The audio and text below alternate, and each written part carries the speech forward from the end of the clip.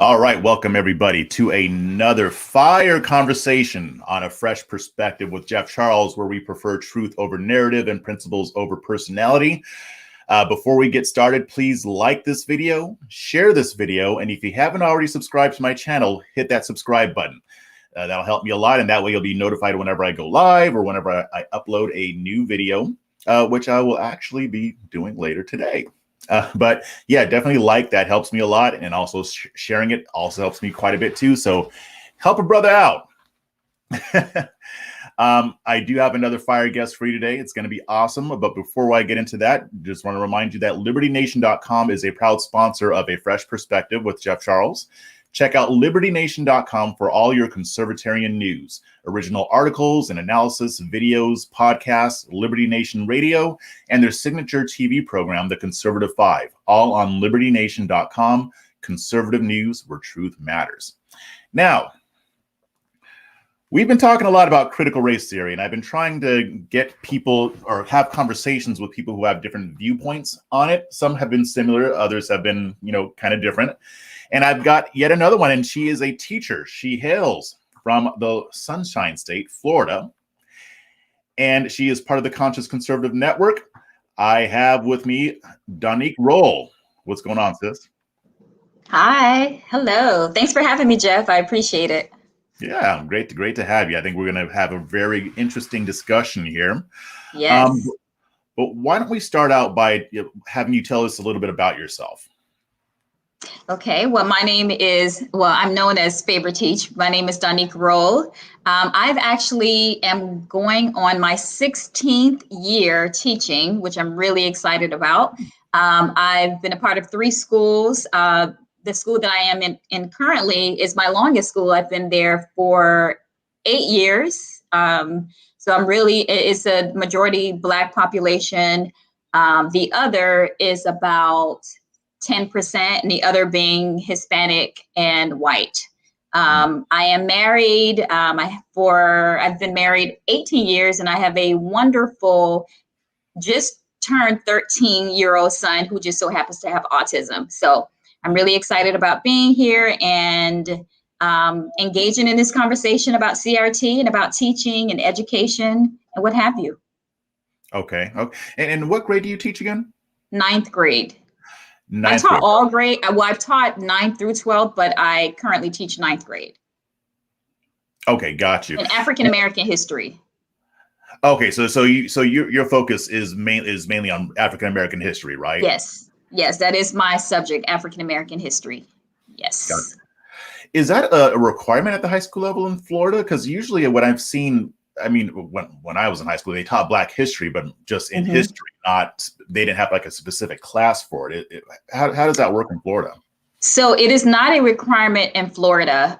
We've had African American history for about 4 years, at least at my school, and it's not the norm. So we have maybe 3 other schools that have African American history, which has always been taught the traditional way. But my course is a little bit different. I was allowed to play with it a little bit because I'm the only one that is actually teaching 9th grade. It's typically a junior, senior course, an advanced course, but my principal really wanted the 9th graders to come in understanding and appreciating African American history because it is a predominantly Black school, and the school that I teach at is actually a historical Black school. It's the first Black high school in my city.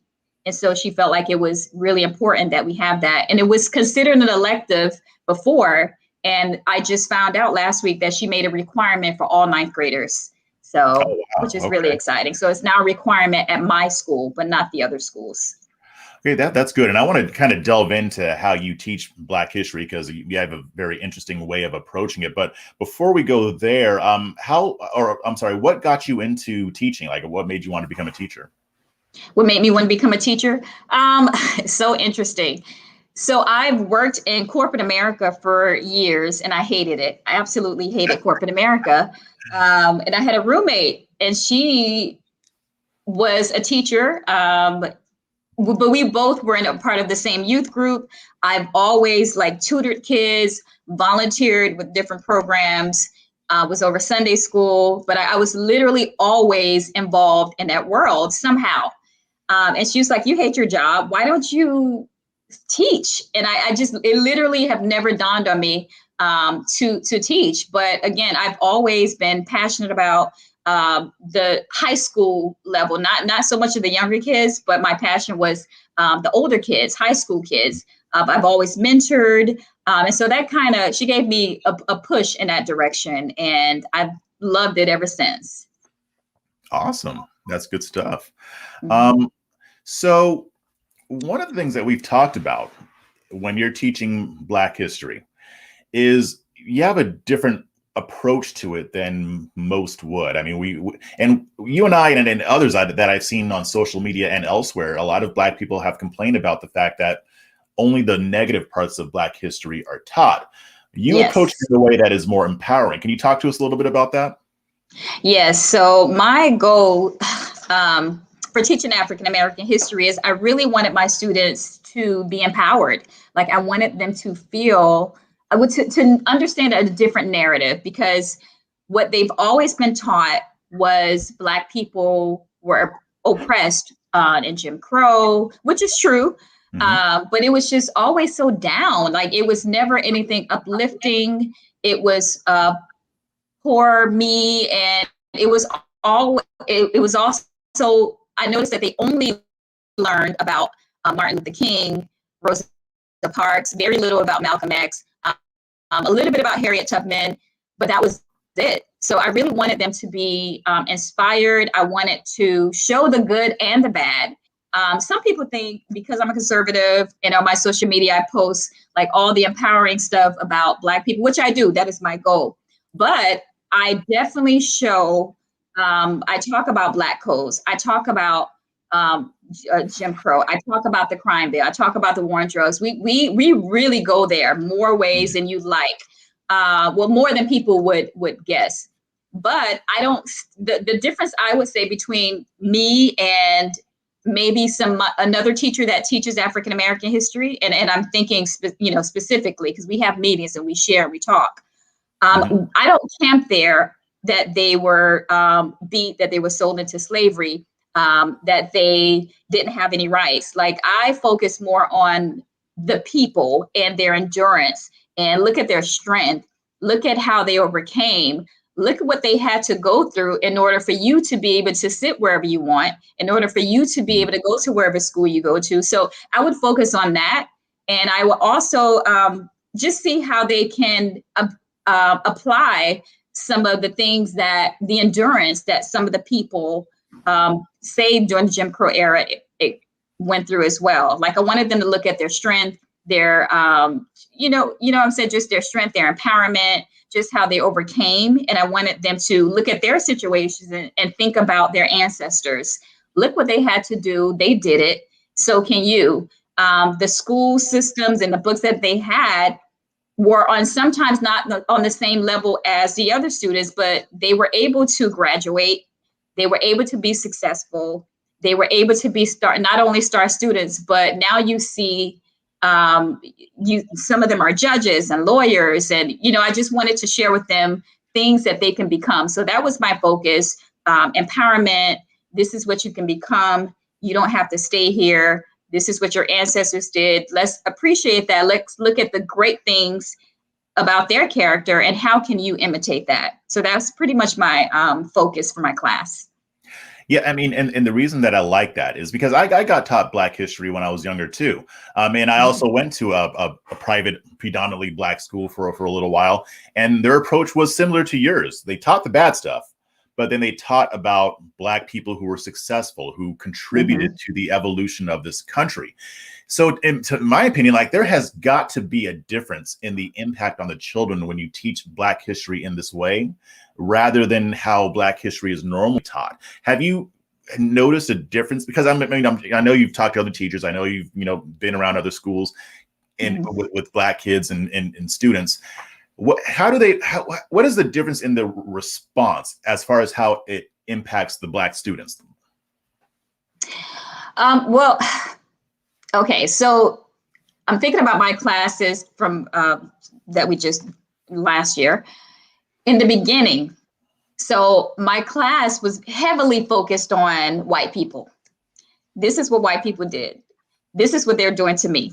I don't like white people because of A, B, and C, primarily because what they've seen on the media, and then we're just coming off the Black Lives Matter movement and the riots and all of that. And so that was their attitude in the beginning of class. And I would get a lot of criticism on social media because I remember I posted that I focused on one 9 weeks of about racism, a whole 9 weeks, 9 weeks worth of talk on racism. And you would think that would make a person go crazy, right? But it actually did the opposite. Like I spent so much time for the first 9 weeks talking about building up Black people, how Black people are so powerful. This is what they endured. This is the race, and I would touch a little bit on the racism. This is a little bit of what they experienced, but look at their character. So I focused on that, and that I was able to talk about the hard stuff. I was able to talk about all the negative stuff, the good and bad of America. And I noticed by the end of the fourth 9 weeks, which is our last 9 weeks, I promise you, after we had our racism talk, they have never said anything negative about white people. You didn't hear them blame the white establishment. They never said, this is how I'm oppressed. I've never heard that word in my class after I talked about racism, and after I, shared about just the impact that Black people have, they have made in this country.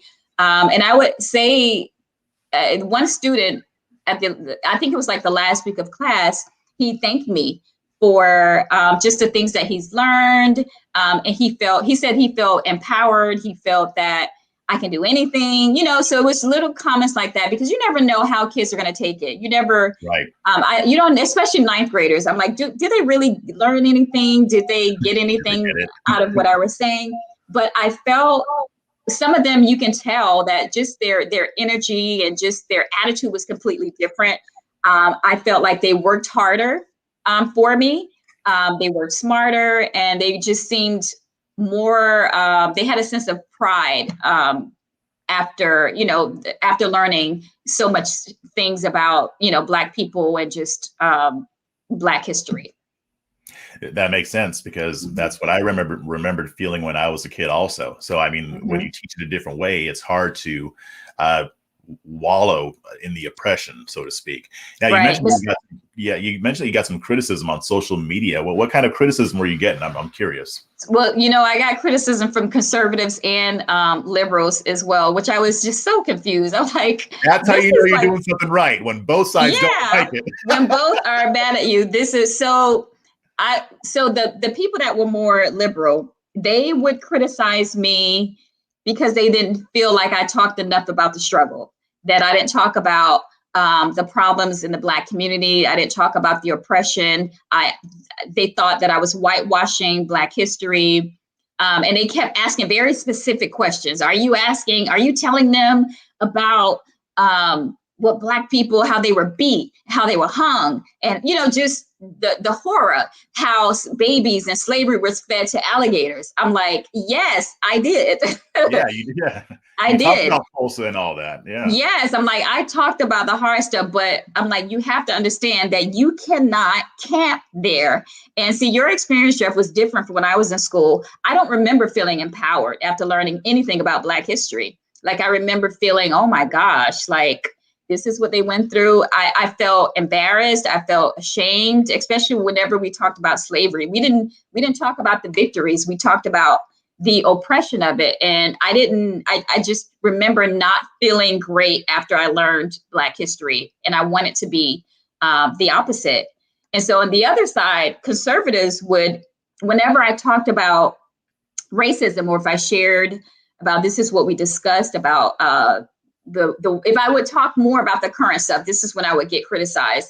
The war on drugs, the crime bill. And I'm like, why are you mad because I'm talking about the crime bill? That was literally a Democratic policy. So why are you upset about that? I'm confused. Like, because Republicans supported it too. That's why.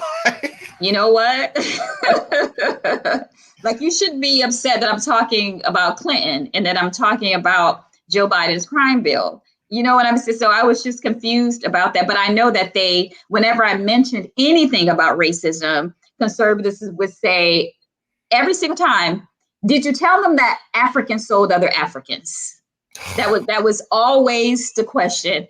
And my answer would be, I did. Did you tell them that slavery was all over the world? Yes, I did. So it would be, always those critiques. Did you tell them this? Did you tell them this about Chicago? I actually did. You know what I'm saying? So it would just be those comments on both sides. Because both sides were asking you, did you teach them this? Did you teach them that? How did they respond when you told them, yes, I taught that? How did they respond? Silence. They didn't say anything. They could not. They didn't have anything to come back with. Because, what are you going to say after you asked me, well, did you tell them that there was slavery in other countries? I did. Oh, it was just, oh, okay. What about this? I did.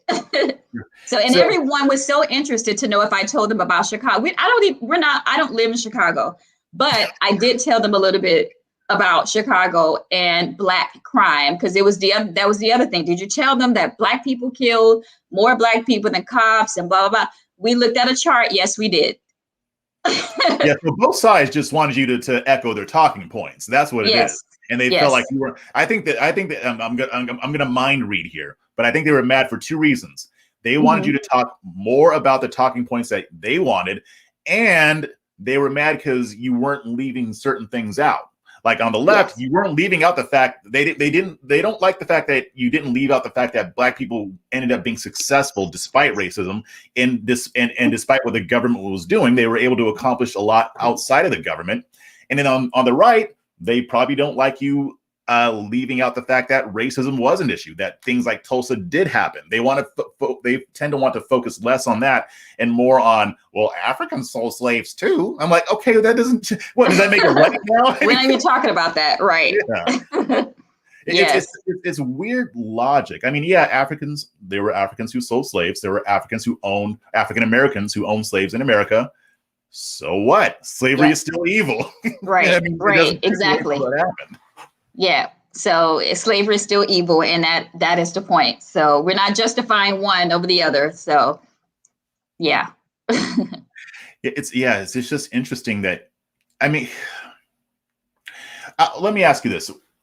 How did most people respond to the way you teach? Because I'm assuming that the people who were mad about it on the left and the right were not the majority, or were they? No, they were not the majority. I think, surprisingly, and I actually, when I came on Twitter, and I'm new on Twitter, I've only been here since, I think, March, I think.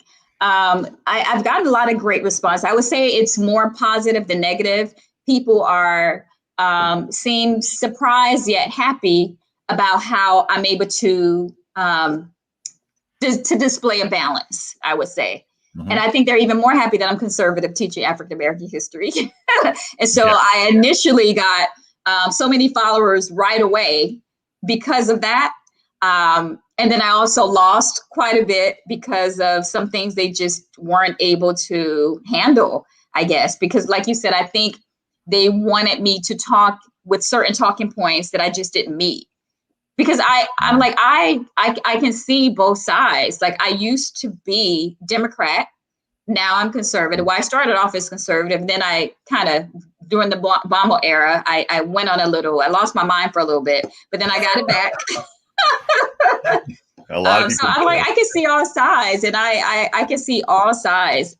There is good and bad of America. And another big question people would ask, how do you get your students not to hate America?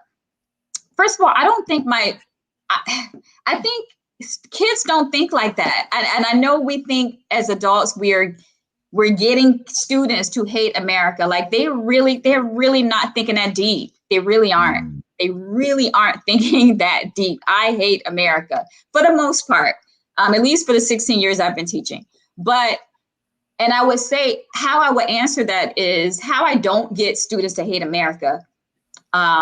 Is I point out the good things about America. Did you know that, yes, we had slavery and America had slavery for this amount of years, but do you know the thing that make us different is that we had an abolitionist movement. We had a whole war. No one else had that.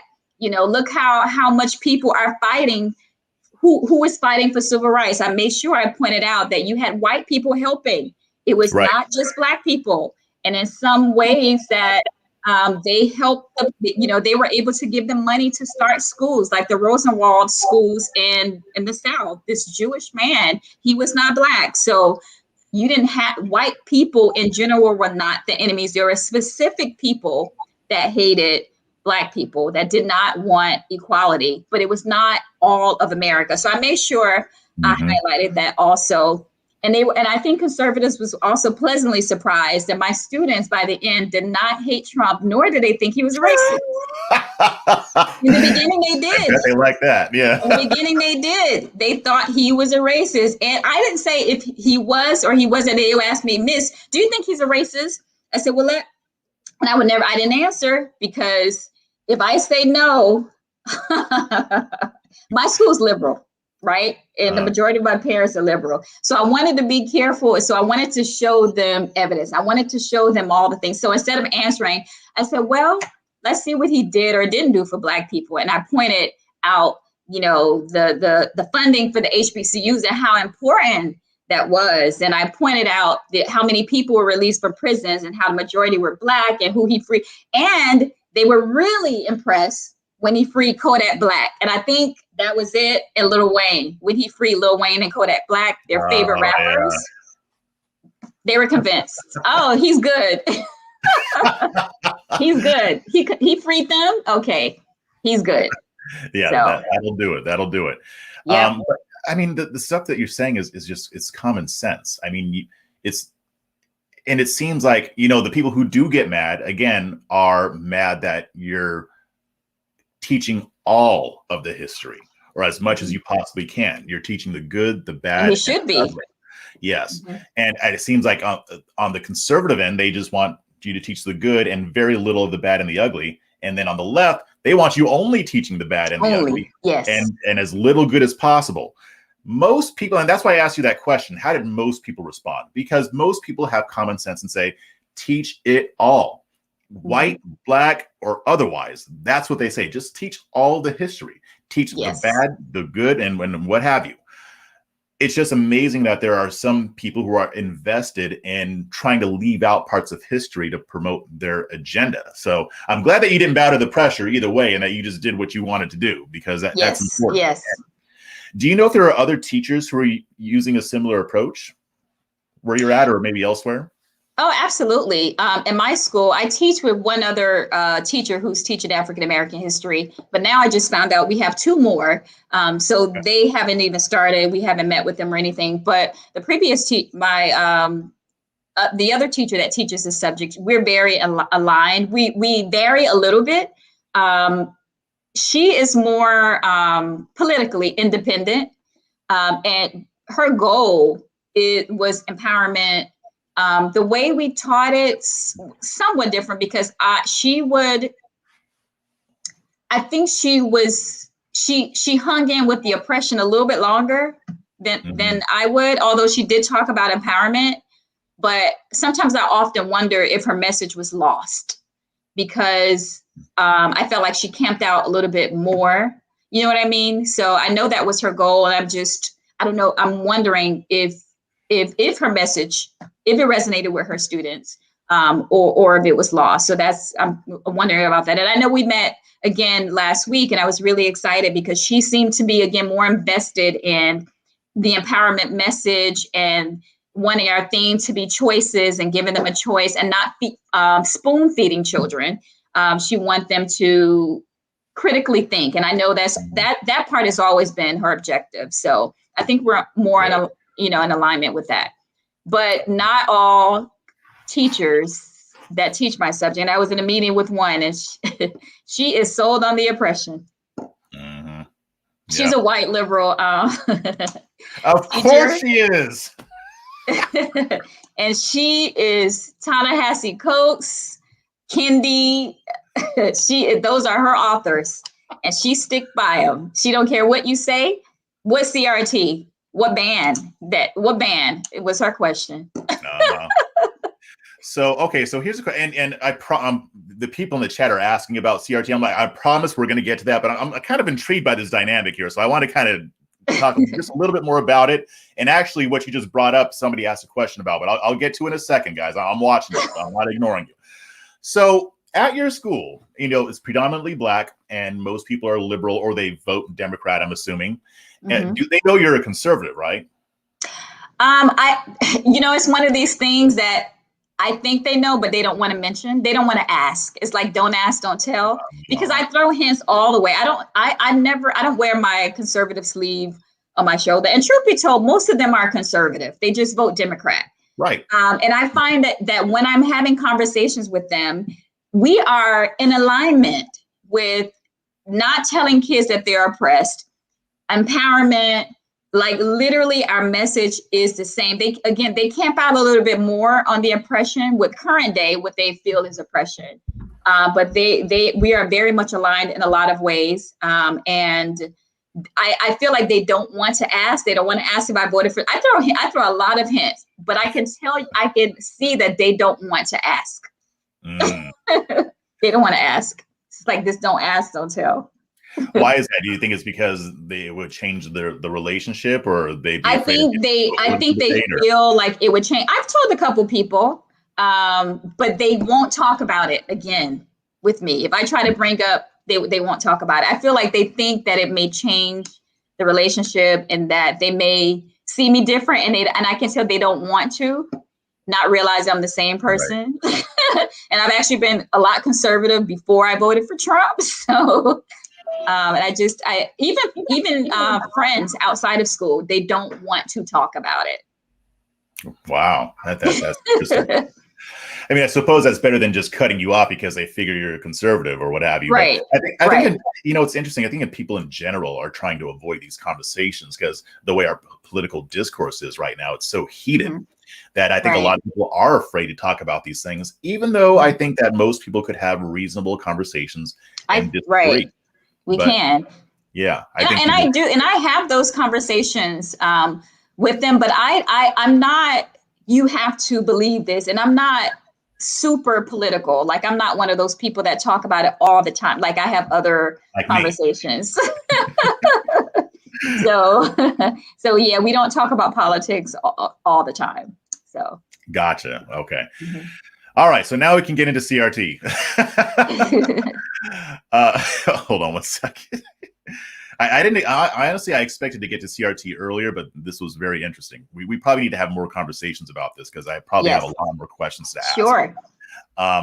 But before we get into CRT, just want to remind you, don't forget to head on over to libertynation.com, a proud sponsor of A Fresh Perspective. You can sign up for the daily briefing, you can subscribe to the member zone, or you can just check out the latest cutting edge conservative news and analysis with none of the spin and all of the nuance. Check out new and original material on libertynation.com, conservative news where truth matters. All right, let's dig in.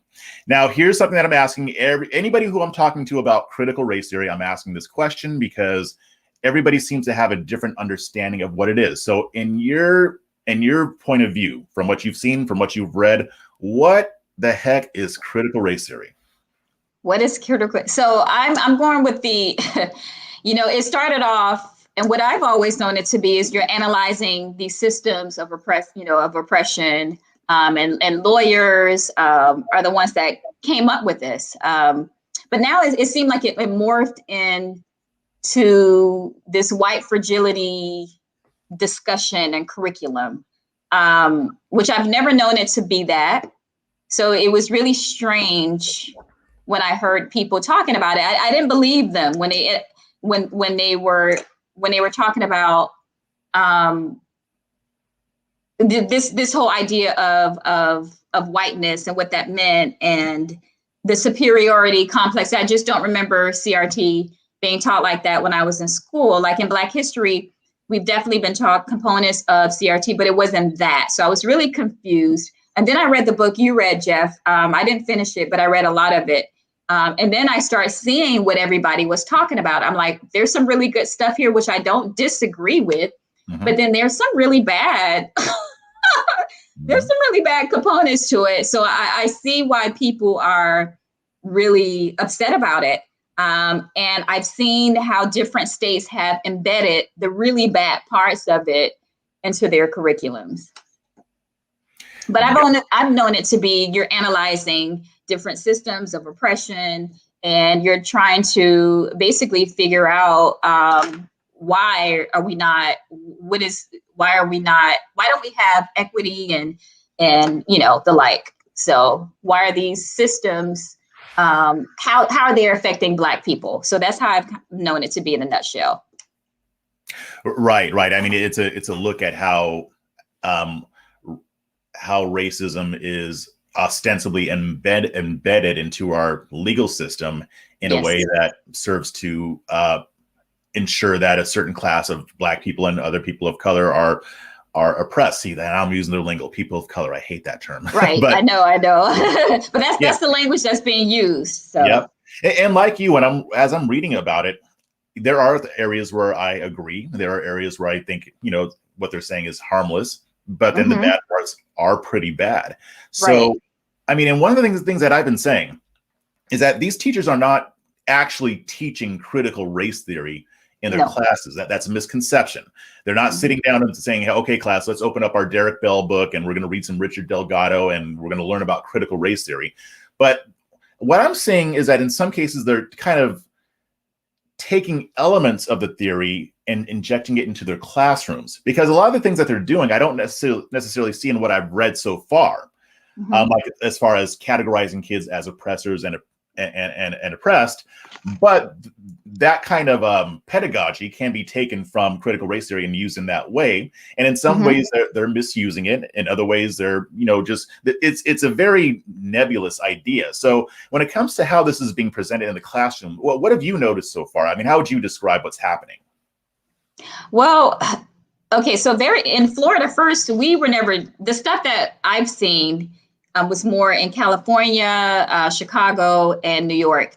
And that was the first time I've seen any curriculum like that. Like I was shocked. And then when I went back and told my friends who are teachers and are not social media, they didn't believe me. They said, people are not teaching that. And I'm like, well, let me show you some examples. And they were very extreme, especially in California. And I was just shocked by it.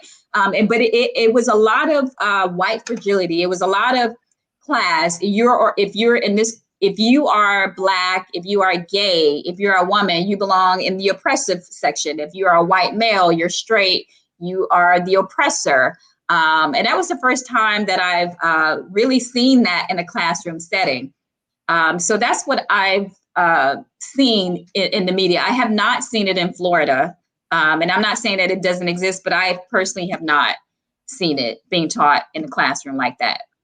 So now, but let me go back. So now I'm thinking about the woman, the liberal woman that I told you about. She teaches African American history and women's studies.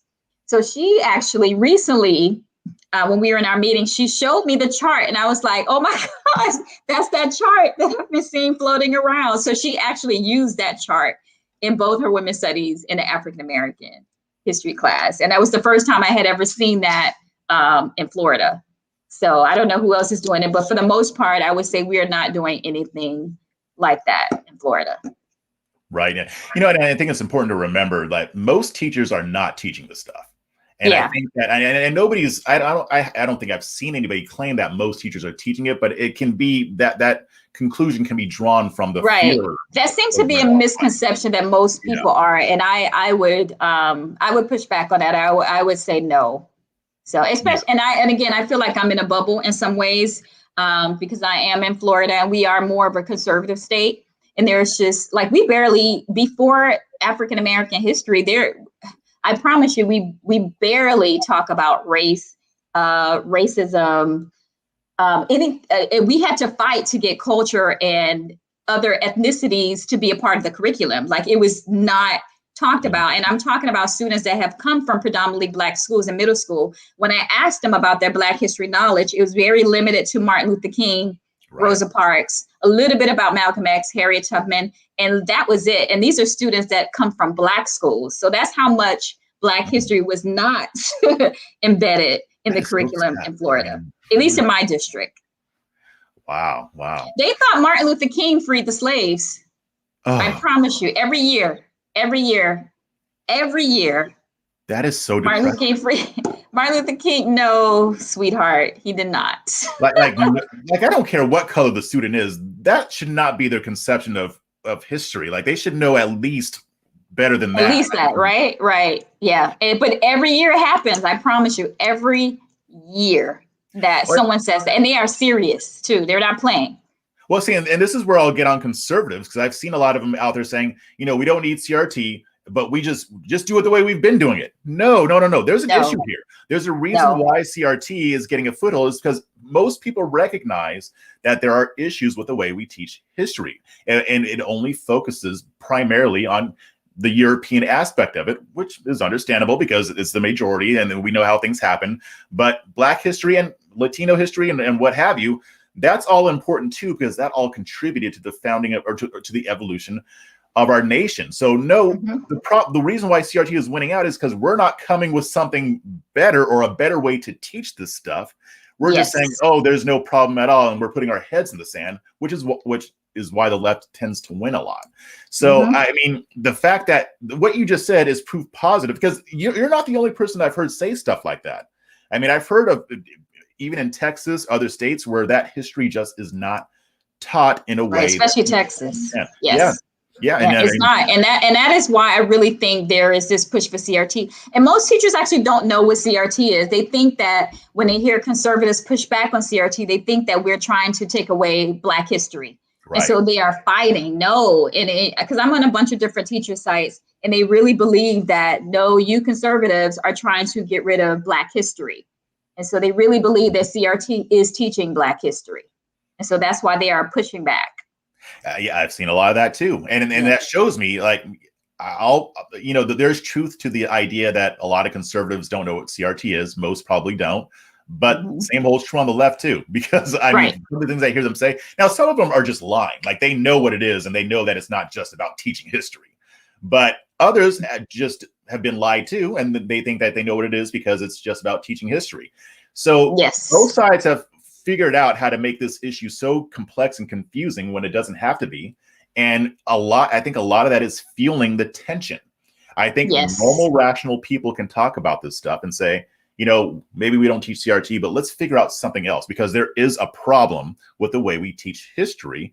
Let's have some solutions. But the fact that only one side is offering a solution, and it's a bad solution, in the end, they're going to win out. I don't care what you try to ban, and we'll get to bans in a second, but it's just not going to work. So here's a question from the chat. Where'd it go? Okay, The Alchemist. He wants to know, what's your take on the gentrification of critical pedagogy, CRT, by some of the white allies? And that kind of ties into what you were talking about with the white liberal teacher. The gentrification of, are they, well, they are the ones that are, truthfully, if I really want to be honest, a lot of white liberals who claim to be allies, they are the one that's teaching all of this stuff about the white fragility. And I could be wrong, but I have never seen examples of Black teachers pushing that. I don't, like, what is I guess their idea of an ally is completely different from what my view of an ally, because their view of an ally is like, I feel like they feel as though they have to save us poor Black people from ourselves. They have to rescue us, and it's just making the situation worse. And I actually have a couple teachers at my school who I'm thinking of, but instead of their idea of an ally is saving us, but is dumbing down our curriculum and taking away things that you would not want your son or daughter not to have. Like, you would not want them to have advanced studies. So why are you saying because there's not enough Black students in this particular course, we should take it away. I bet you're not going to take your child from that course. So I don't know if I answered the question, but Well, I just don't think they're helping. Yeah, I think you did. I mean, because if you look at some of the worst ideas coming out of the left, there's not a whole lot of Black people on board with it. It's mostly coming from white progressives. I mean, defund the police. Yes, there are Black people who agree with decreasing the number of police specifically, but that's being championed mostly by white progressives. I mean, and if you look at a lot of the agenda, it is being driven by them. So I think that, I mean, with what the Alchemist asked, I mean, there is tons of truth to that, and I will say that a lot of these people probably mean well, others don't. But either way, they're being more destructive than constructive. Yes. So I've got another question here from Prize Racing. How do you teach and support your students when understanding the deeply rooted systemic racism that still exists and what each individual can do to help end this? Okay, I'm trying to figure, it was kind of oddly worded. Let's just start with that first part. How do you teach and support your students when understanding the deeply rooted systemic racism that still exists? Okay, well, that's a tricky one.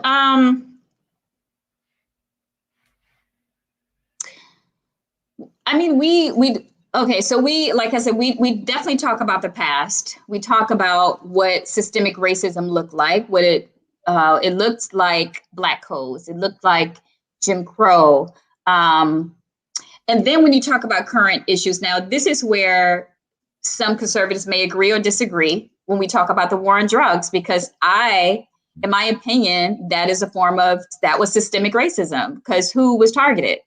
If you talk about the crime bill, that's a form of systemic racism, because again, who was targeted? Yes, it's not embedded. It's not written Black people.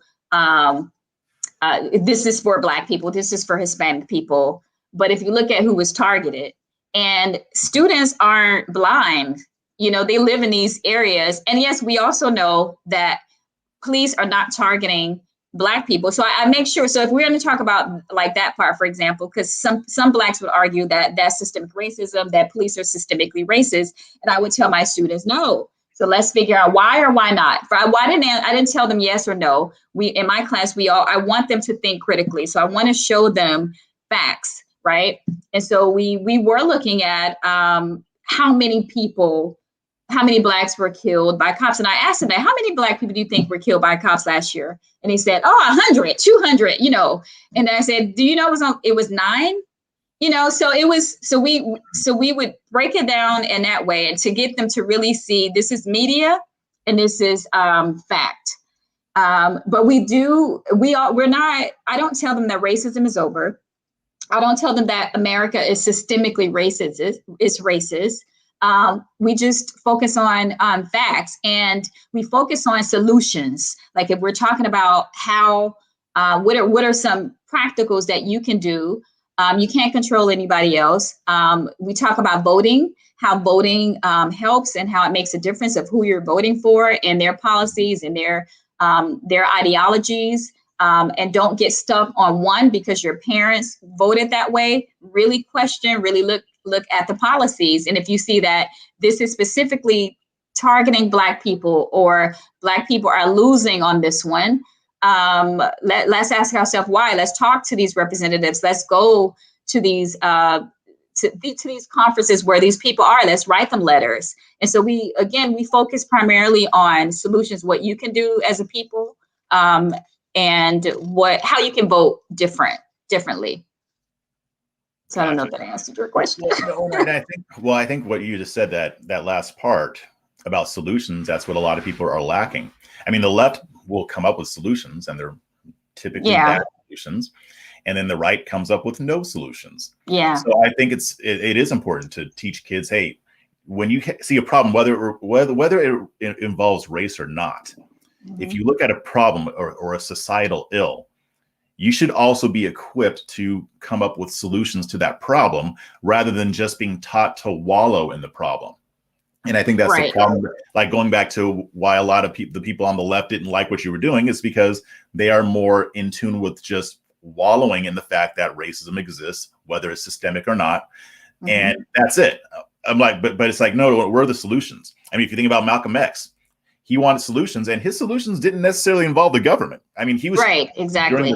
In the ballot or the bullet speech, he was chiding Black people because we weren't spending money in our own communities, and we were just waiting for things to kind of work themselves out. He's like, no, we've got to do this together.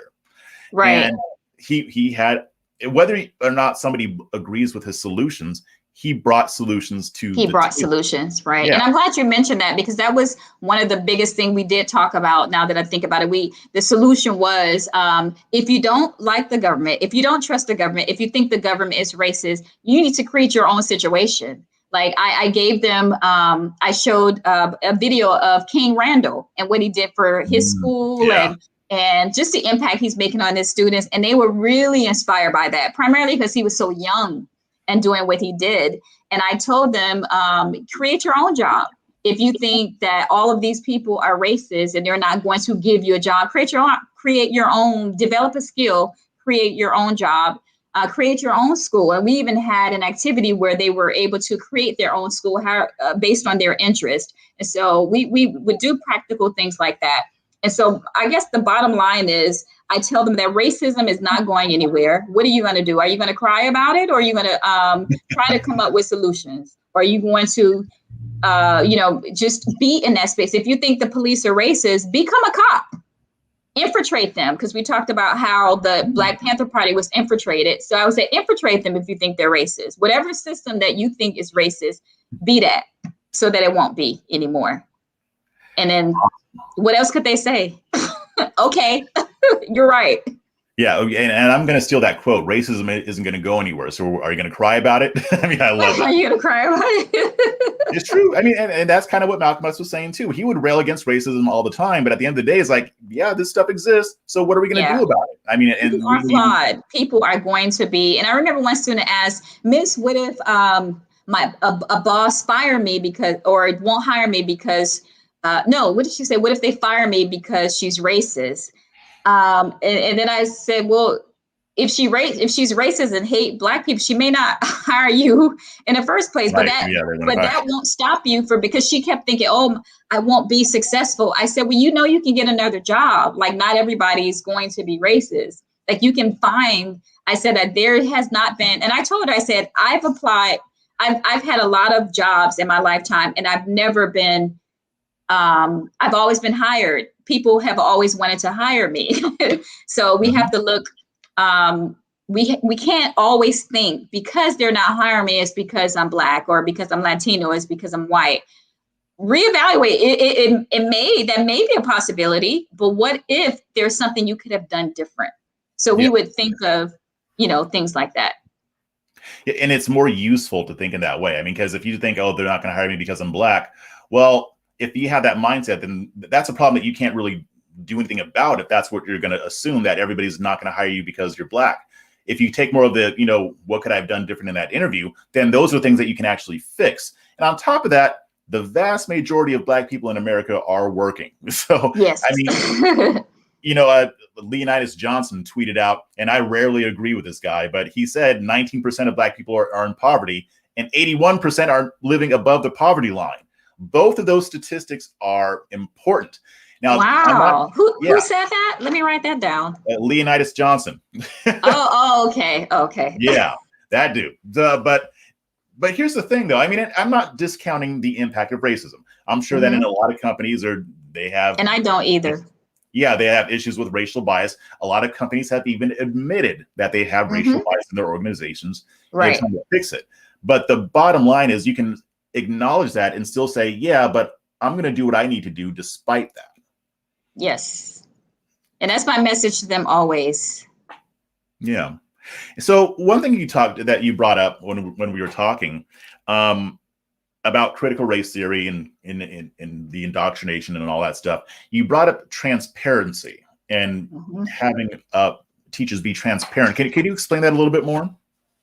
Yeah. So this coming school year, because CRT is still the hot topic, this is the year to be more transparent than ever. I did not realize that many parents were not getting syllabus. I'm like, why? So when parents were saying on social media, I had no idea what my child was being taught. And I was like, really? Like, I didn't understand that, because in my district, you had to have a detailed syllabus. And matter of fact, it has to be approved by the principal or the vice principal. Like, it has to be detailed. So when it comes to transparency, I think that parents need to ask for a syllabus. That includes, they need to know what text, because teachers can do all of this. They can create that. They already know what text they're using. They already know what resources they're using. So make sure that it has those things, the teacher email and contact. Most assignments this year will be digital. So parents will actually have access. They will see in real time what their children are learning in school, at least in the middle school and high school. And I know some places, like in Florida, even elementary school assignments are on the computer. So they will be able to see what they're learning. And as far as the resources and text, you can, there is a site on some of the websites, the district websites, where you can preview the text. You can actually, see the text, or you can Google it or go on Amazon and see parts of the text. And I think back to school night, before school starts, it's going to be crucial. And so this is the time where a parent can ask a teacher a ton of questions. They can ask if they have CRT concerns. They can share with the teacher their concerns. If they do not want a teacher asking about their pronouns, you can say up front, please don't ask my child about the pronouns. And the teacher will respect that. I know that conservatives, from what I've read, were really upset that teachers are doing that. Let me tell you, in middle school and high school, that is the norm. I hate to tell you, that is the norm. The school that I used to work at, heavy gay population. And they were very offended and would put you on blast on social media if you did not, I guess, refer to what they can perceive as the correct pronoun, or if they thought you may be homophobic. So it was a big deal. And so I can tell you right now that in high school, that isn't going anywhere. And in middle school, you just have to let them know up front, I don't want you to do that to my kid. Like, they may do it to other students, but you need to make sure you tell them not to do it for your kids. I think it's okay to have parent conferences immediately. I'm one of those parents, and I'm a proud helicopter mom, and I've always been that way since kindergarten. So I would have parents conference early. And my son has autism, so it's a little different for me. But the first 9 weeks, I think that if the parents that are genuinely concerned about what is happening in their students' classroom, if there's any talk about CRT or what they perceive to be a CRT, have a parent conference. Please do not email the principal or call the news. Just talk to the parent. Talk to the teacher, because some things can be taken out of context. And I know, because I had one of my students' parents call my principal and all the administrators because there was something she disagreed with. And it was more of a conservative approach. Like I said, not all white people won't, what did I say? I said something like, white people would not cause you to fail in life, or something like that. And the reason why I said, because I like to give bold statements. And the reason why I did that, because they were blaming white people for everything. And oh my gosh, the mother, what are you guys teaching? And, she was already very emotional because, again, we just came off the George Floyd situation.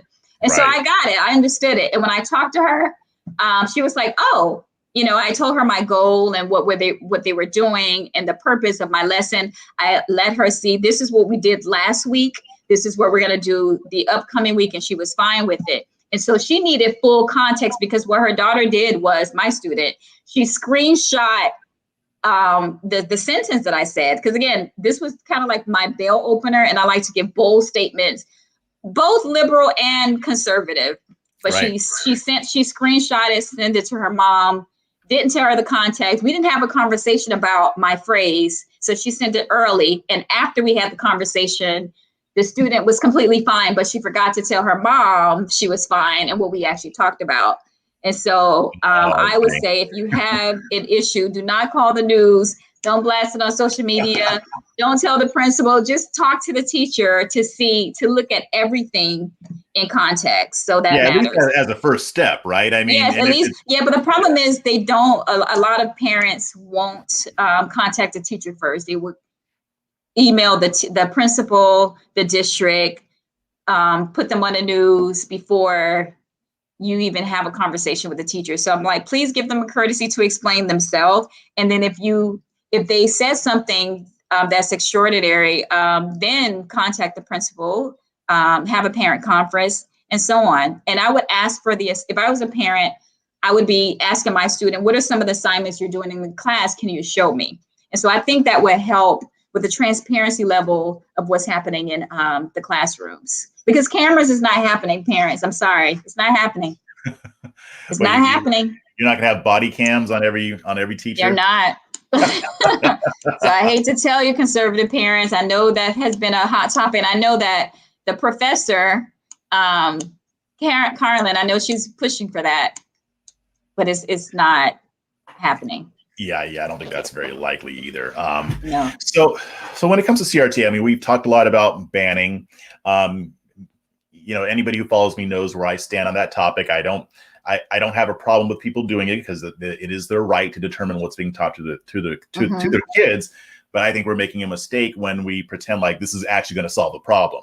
So what do you think are some better ways to counter CRT and other forms of what I call woke theology? Right. Okay. Well, just, for the ban, first of all, I can tell you most teachers can care less about the ban. Like, I hate to break it to you because I'm on these websites, so I'm listening to conversations and they're just finding creative ways to implement some of that stuff. Anyway, there's some words that we are not allowed.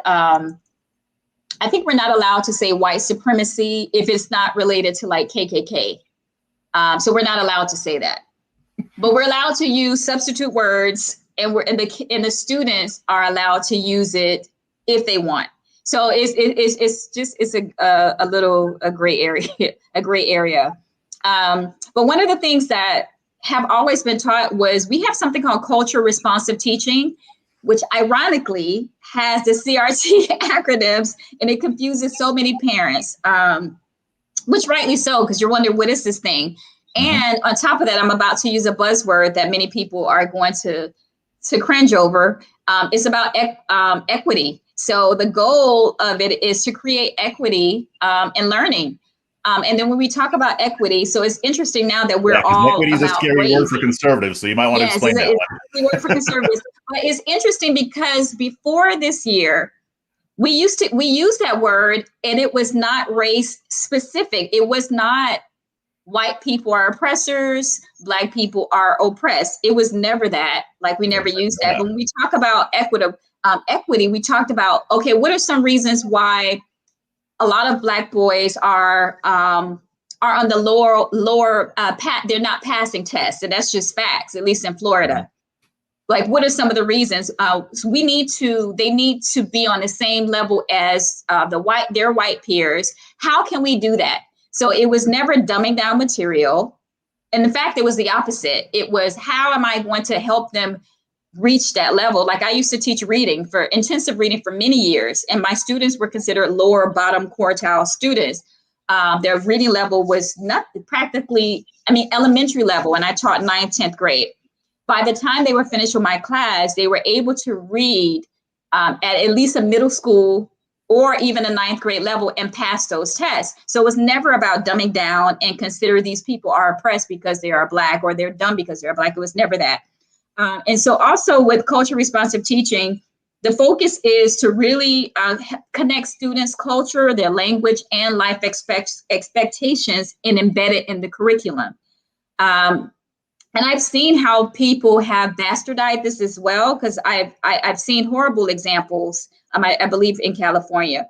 But the focus is to is for the teacher to understand the student's background and to embed that in the curriculum. Like before, for years, there were not a lot of Black history embedded in the curriculum. Even in language arts, all the books, there were hardly ever any books that was that you saw Black faces. You didn't really see that stories with Black people.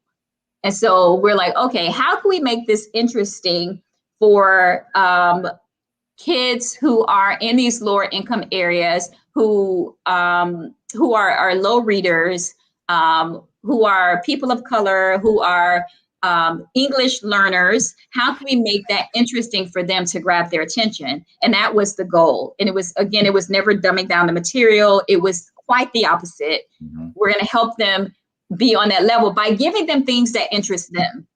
And the culturally responsive teaching, it was mainly for teachers. It was not for students to imitate.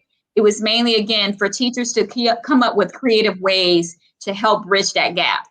And that's what we did. And I'm noticing now it's becoming this dumbed down in the name of equity situation when it was never intended to be that way. Again, I've seen examples of culturally responsive teaching. There was this math book, and they had culturally responsive teaching.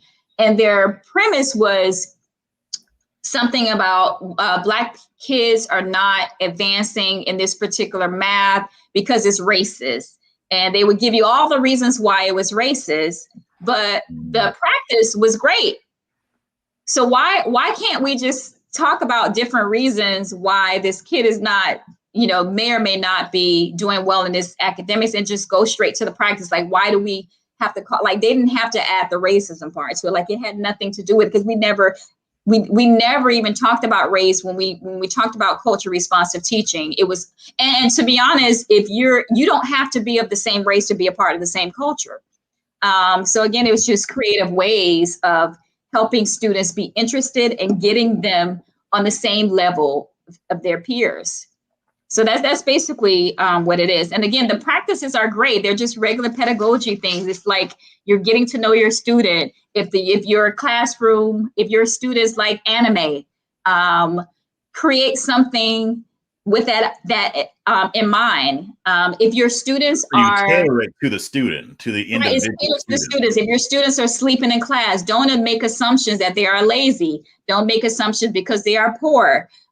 There could be a ton of reasons. Maybe they have jobs. Maybe they have to babysit and watch their family. So it was basically, again, it's just a genuine way to cater to the students. And again, it was also a way to give culturally relevant curriculum to the students so that they can excel and be on the same level as their white peers. Okay. So it actually worked. It worked. Cool. Yeah, I want to talk more about that, but I do have a comment here, and I want your reaction on it. So Hood Conservative says, solving equity always involves knocking the successful down, hence the banning of advanced studies. That's equity in action.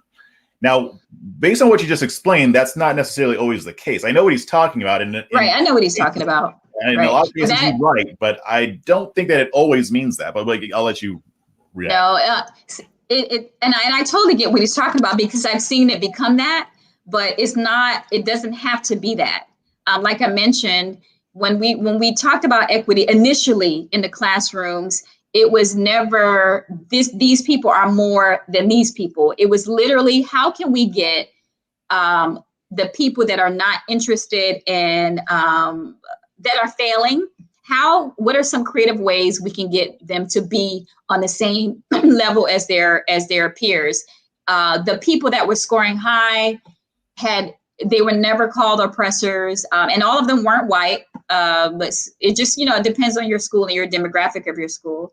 It was just more of, what can we do to get them on the same academic level, not dumbing down, not taking away, but what can you do, teacher, to help them get to that next level? It was all about high expectations, is what culturally responsive teaching is. Mm-hmm. What can they bring to the table, and how can we advance that to help them get on the same level as everyone else? Yeah. And I think we need to get out of this mindset on the right, where we think that any word that a leftist uses is automatically communist just because a lot of them use it for that purpose. Right. I mean, like you said, equity didn't always mean what they're making it mean today. Right. And it's okay, and it's okay to acknowledge that nuance. We can say a lot of people on the left are using the word equity to push oppression and push victimhood culture or what have you. Yep. But equity used as practiced by other people means not bringing other people down, but if in the case of the Black community, bringing the Black community up.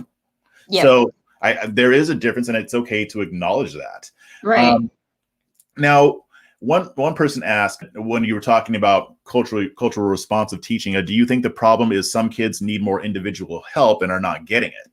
Because it sounds like absolutely what you're saying. Absolutely. That is, and it's just, again, you're just coming up with creative ways to help them. And as far as one of the reasons why I believe that they had to have something like culturally responsive teaching for teachers is because you do have some teachers that don't care. They don't. You do have some teachers that are racist. I have seen these teachers. I have seen teachers that would lower the standards, but I will also see teachers that I'm not going to say the predominantly majority of them are racist, because that simply isn't true. And maybe me saying racist is stretching it a little bit, although I can give you an example of one, but I would say more of ignorant. They just don't know. And so like they just make assumptions. I can give you an example. There was it was a white teacher. She was at a predominantly Black school, my school. She said, "Oh, my goal of being here because I want to help these students know that they can get into any community college that they want to." Ooh. And I was like, do you know that our students have been accepted into Harvard and Duke? Your goal is to get them to become to know that they can join anybody can be in a community. Come on, anybody can be in a community. They have low expectations. Right. So it's the fact that that was her goal for these students. And like, what's sad is that I bet that person means well. I think that person she really was very sincere. See, this is why she needed to be in this training, the cultural responsive teaching, because she would see it was about high expectations. And that was one thing that they stressed about cultural responsive teaching, high expectation. You have to have high expectation, because how else are they going to have that equity with the other students? So again, equity wasn't this horrible word that the left has made it out to be. They have definitely bastardized it, and I am always careful when I use right. And I don't use the word often, but in this sense, because I'm like, again, I've been a teacher for 16 years and I've seen how it's used, but I've also seen people use it horribly. Like we've seen examples in the media of what they believe that getting rid of advanced courses is equity, so that they can be with their, so because if they're white peers, there's a reason why they are scoring high and the Black kids are not. Well, okay, let's investigate that. Don't just assume because someone's being racist. Let's look at that on a deeper level. So, yeah. Well, I think, and we're going to finish out here, but I think Blob Monster brought up the best point. Beware of white people who want to help. Who want to help. And you know what? I feel like most of them really mean well. Like the teachers in my school who are white, I feel like they genuinely mean well. They really do. Even the teacher that wanted to help them to know that they can be in any community college that they wanted. She was really sincere. I didn't chew her head off. I just said, as a matter of fact, we actually have students that were accepted into Harvard and Yale, but I feel like a lot of them really mean well. They have to be corrected. And I feel like a lot of Black teachers people are not correcting them. They're not. They're just letting them be, and they're co-signing, and they shouldn't. Yeah. Well, and here's the thing. I mean, and that was a joke, obviously, but when it comes to these issues, the majority of white people do want to help. And I'm talking about white liberals, white progressives, white conservatives.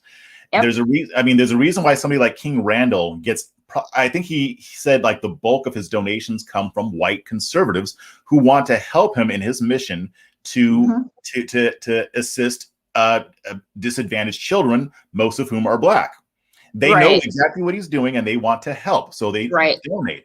On the other hand, you have, white progressives donating to the global Black Lives Matter organization. I mean, and I'm sorry that they're getting conned. It is a con job because they think that their money is actually going to help Black people, and it's really not. But they think that they're actually doing something for the Black community. And what happens is that, and the grift is on both sides, that they take advantage of the fact that white conservatives and white progressives actually want to help. They actually want to see things get better for minorities. That's something Yes. that a lot of people on the left don't want to acknowledge, but it's true. It's And true. Absolutely. yes, and I think that's a good thing. I think I think a lot of times a lot of white people just don't know how to help. And Yes. when you present them with something that sounds good, then they'll do it. Just like King Randall, Right. sounds good, and he's doing good work. Yes. And I'm sure that there's some people on the left who donate to stuff that actually helps Black people too. I'm not saying it's all Black Lives Matter, Right. but still, I think it's important that we realize this, because it kind of puts the lie to the whole, most white people are racist, Right. or what have you. A lot of Right. things that CRT teaches and other forms of woke theology. And I think that people like us need to ally with people, whether they're Democrat or Republican, to actually find actual solutions. Unfortunately, with the world we live in right now, with influencers wanting us at each other's throats, that makes it a lot more difficult. So. Absolutely. Yeah, absolutely. Yeah. And I tell my students, I'm like, white people want to help. I'm like, don't think that they are all racist, because that is a lie. I'm like, what you see in the media is not always real. Investigate it, find out for yourself. Actually get a white friend, or get someone that's other than you to before you make any type of assumptions. So, and vice versa. White people get Black friends, so get a variety of friends and not just one that thinks like you. So, yeah. Well, this has been awesome. We got to do this again, because I have a lot more questions. But in the meantime, why don't you tell everybody where they can find you? Well, you can find me on Twitter, of course, Favorite Teach 11. Also, I have a Afrocentric accessory line, like head wraps and earrings. Ooh. And that's Mocha Motifs. I was liking those earrings. I was noticing. Thank you. And Mocha Motifs, MochaMotifs.com. So that's where you can find me if you would like to get, a little something. So, and that's it. I am on Facebook, but that's private. So, and I'm on Instagram, but that's more. I also have a nonprofit for autism families, and that's PTPT. I'm on Instagram, Peter Thomas. So PTPT, you can follow me on Instagram. If you know anyone that have children with autism or on the spectrum or with special needs that need support, you can find me there on Instagram. Awesome. Well, thanks for joining me, and we'll be doing this again. Yes, absolutely. Thanks for having me. This was fun. Yes.